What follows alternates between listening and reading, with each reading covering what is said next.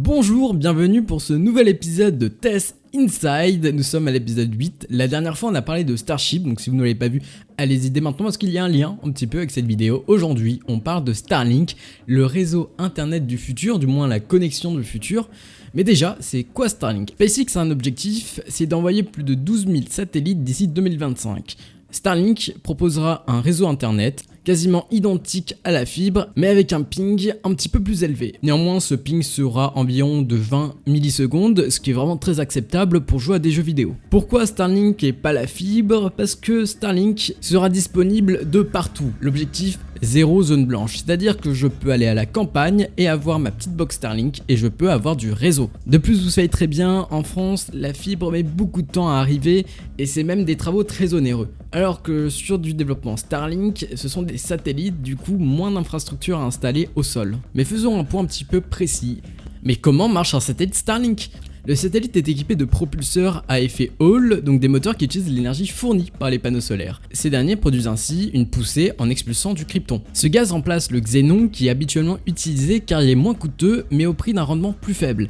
L'atome de krypton est moins lourd. Ces propulseurs sont utilisés pour placer le satellite qui est largué à une altitude de 440 km sur son orbite opérationnelle 550 km pour l'instant, et aussi pour maintenir l'orientation de satellite durant sa vie opérationnelle. Puis dans une autre phase, cela sert aussi à baisser l'orbite en fin de vie afin d'accélérer la rentrée atmosphérique et ne pas encombrer l'orbite basse. Parce que oui, les satellites Starlink se situent à une orbite basse terrestre. Bon, à l'endroit ça fait une orbite terrestre basse, mais bref. Un satellite contient alors 4 antennes de réseau à commande de face plate. Elles sont chargées d'effectuer des liaisons montantes et descendantes, c'est-à-dire être un point de communication entre un utilisateur et un serveur, du moins le réseau le plus global du web. Les satellites Starlink sont aussi équipés de trackers automatiques. Ils permettent ainsi d'éviter les collisions avec d'autres objets ou bien des débris. Ça serait bête de se prendre un satellite de Jeff Bezos ou d'une autre personne. Enfin bon, les futurs satellites de Bezos. Elon Musk, le CEO de SpaceX et aussi de Tesla et d'autres entreprises, estime que Starlink avait 40 millions d'abonnés vers 2025 et un coût de développement et de mise en place est évalué à 10 milliards de dollars américains. En gros, ces 40 millions d'abonnés peuvent ainsi générer un chiffre d'affaires 10 fois supérieur à l'activité des lanceurs de SpaceX, soit 30 milliards de dollars, ce qui fait en soi 750 dollars par abonné et par an. Ce qui fait un prix mensuel pour l'instant d'environ 50 €. Et tout ce plan et toute cette activité permettra ainsi de financer les voyages vers Mars de l'entreprise. Par ailleurs, vous pouvez me dire que c'est beaucoup 50 € par mois pour de la connexion, mais il existe déjà des satellites internet, mais ils sont bien plus coûteux. En gros, Starlink, en un point, ubérise le satellite internet, tout en proposant un prix avantageux. Mais il ne faut pas oublier que du coup, Starlink est un réseau nomade, et ça on le verra tout à l'heure. De plus, ce service n'intéresse pas que les clients en B2C, mais aussi les clients en B2B, c'est-à-dire les opérateurs. D'après le patron d'Orange, le monsieur est en train de parler avec SpaceX et Elon pour proposer peut-être des abonnements. Bref, Orange se sent un petit peu menacé et veut contrôler l'arrivée sur le marché français. De plus, n'oublions pas que le business model lié aux abonnements, en ce moment c'est celui le plus populaire, on le voit bien avec Netflix, Spotify et d'autres services en ligne, voire même vos box de fromage. Mais aujourd'hui, qu'en est-il vraiment? Comment ça marche dans quelques mois ou justement maintenant? Il y a un déploiement qui est en cours en bêta dans les États-Unis du Nord, c'est-à-dire que vraiment les États qui sont au sud du Canada et le Canada aussi. Starlink vise un déploiement mondial vers 2021, mais pour cela il faut des antennes relais. Bah oui, il faut avoir un point de liaison entre le satellite et l'utilisateur, et ça du coup ça fait peut-être moins d'infrastructures que la fibre, mais il va falloir quand même faire beaucoup de démarches envers les États pour en construire. Mais sinon, sur le point des clients, donc au niveau des customers ou du côté B2C, Jesse Anderson, la responsable de fabrication de chez SpaceX, a dévoilé un petit peu le packaging de Starlink. Il est très simple et dans cette boîte, on retrouve une parabole autonome qui gère elle-même l'orientation. C'est ainsi affixé sur un toit, sur une fenêtre, sur un balcon, au rebord d'une fenêtre. Bref, en gros, il faut avoir une vue dégagée. Donc du coup, pour avoir cette liaison entre le satellite, la parabole et nous, on a besoin du coup d'un modem. Enfin d'un modem ou d'un routeur ou de ce que vous voulez, bref, un terminal.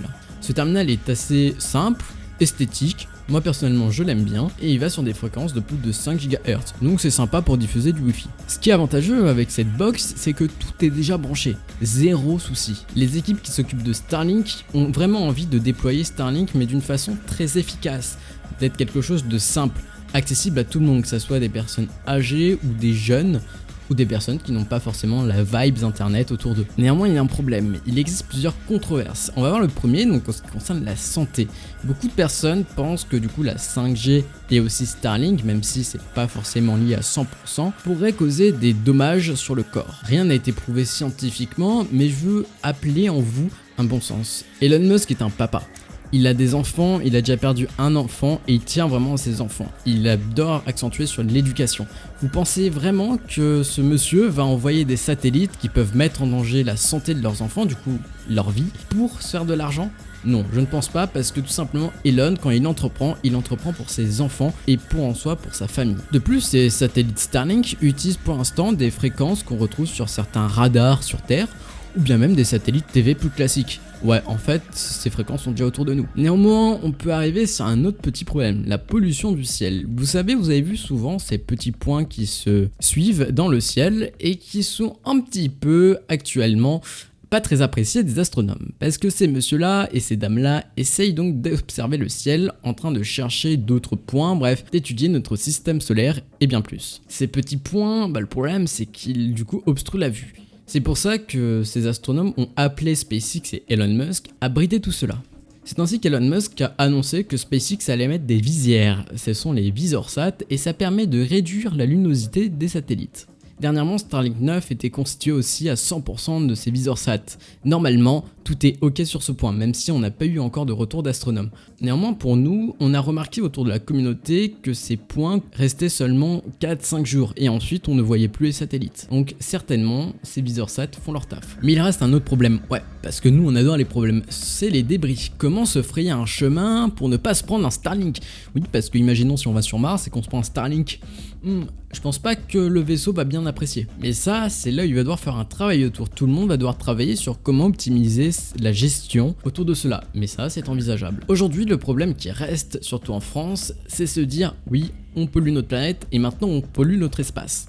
Aujourd'hui, Starlink, c'est la voie vers Mars. Est-ce qu'aujourd'hui, on veut rester sur notre planète et voir notre espèce s'éteindre, ou bien créer un monde meilleur sur Mars qui va utiliser des énergies renouvelables tout en gérant la consommation? Bref, créer un monde un petit peu plus meilleur que sur Terre. En gros, construire. Mais regardons aujourd'hui ce qu'est vraiment Starlink. Suite à une présentation dans la FCC, la Federal Communications Commission, bon, en gros le régulateur, SpaceX a demandé 4 millions de terminaux utilisateurs supplémentaires, alors que la base était de 1 million, ce qui fait un total de 5 millions suite à l'ouverture des préinscriptions. Ouais, parce que Starlink est vraiment très apprécié dans le monde et aux États-Unis. Sur cette présentation, ils nous ont présenté que Starlink représentait plus de 500 satellites utilisant des fréquences allant jusqu'à 12 GHz. De plus, SpaceX a investi plus de 70 millions de dollars dans ce projet et a atteint une production de 120 satellites par mois. Mais aussi sur ce déploiement de bêta, il y a un détail très important, c'est qu'on nous dit qu'il y a des communautés natives qui sont très intéressées par cette bêta et vont participer à cette bêta. En gros, Starlink va permettre aux Amérindiens ou à d'autres communautés de profiter d'un réseau sans avoir de fils et de câbles s'étirant sur 20 km. En gros, Starlink n'est qu'à son début et les USA approuvent ce projet. Néanmoins, le concurrent que redoute Elon, c'est Jeff Bezos, le PDG d'Amazon. Avec son projet identique se nommant Kuiper, c'est dans les prochaines années. Ouais, Kuiper. En tout cas, à voir ce que va faire Blue Origin avec son nouveau lanceur. Mais alors, Starlink, désastre pour notre humanité ou opportunité pour que notre espèce parte sur Mars et s'aventure au-delà de nos frontières? Merci d'avoir regardé cette vidéo, ça me fait plaisir que du coup vous soyez resté à la fin. N'hésitez pas à nous suivre sur les réseaux sociaux, Facebook, Instagram, Twitter. On publie toute la journée, ou du moins sur Instagram, 5 actualités autour de SpaceX, Tesla, OpenAI, toutes les actus autour de Musk en soi et de l'écosystème de ces entreprises. Sinon sur Twitter, on vous diffuse tout le temps quand il y a des grosses actualités. Merci, je vous dis à très vite, portez-vous bien, allez bye.